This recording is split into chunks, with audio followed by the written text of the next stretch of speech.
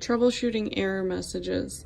The two main messages you'll get is no flow in and no flow out when the pump is running. So currently this clamp, the most common error in the beginning is this clamp being shut.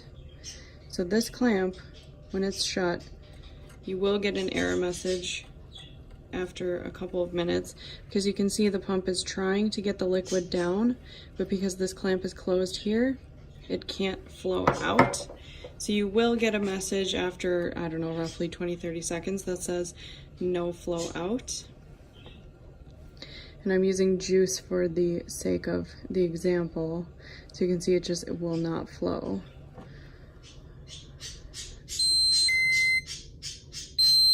And there you go, no flow out. No flow out always means that there's an issue from this end and down and out. The other message you'll get is no flow in, so you saw no flow out. So how you correct that is you just need to unclamp it, and then you don't even have to do anything other except press run pause again. You don't have to clear anything, you don't have to reset anything, you just hit run pause. Occasionally, especially when there's formula in it, if there's a clog somewhere on the outline, you might have to prime it a little bit. So for instance, if you got a no flow out message and you saw that there was a clog, you just hold down this prime button, and that manually forces the formula or liquid down the line. And you can see that little air bubble moving along. That air bubble is no problem. A bigger air bubble is a problem. So one this tiny won't cause any issues for Simon, but if the air bubble was, say, about 2 inches long or more, it will cause him to have some gas pain in his stomach.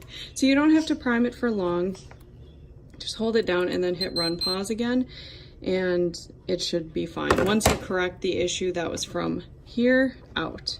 So typically when there's no flow out, most of the time it's this clamp is shut, preventing the liquid from coming out. If it's not that, it's typically something like a little kink in this area, generally is where I find it. When you open the door, it tells you to shut the door, so it's pretty straightforward. So if you have a no flow in sign, two of the most common areas where that is going to be caused is this spot here.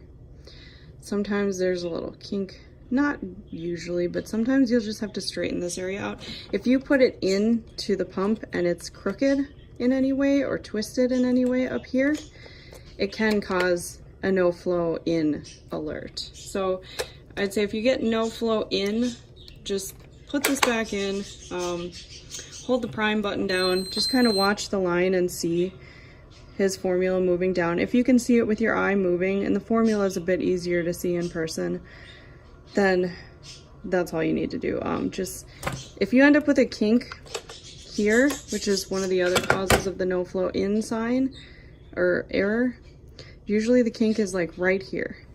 And usually I notice that happening when the pump is sort of like, if this bag gets twisted many times over the course of the day, which will happen, it'll cause a kink. Sometimes also up here like this, sometimes it's right at the end of the bag, sometimes it's closer down here. But no flow in just means there's an error from the bag to this point, and no flow out just means there's an error from there and out. That's about all. So one way you can fix the bag being all screwy is you just kind of, you know, I'm hanging the pump, I'm holding the pump up in the air here and just hanging it and just kind of letting it unravel itself.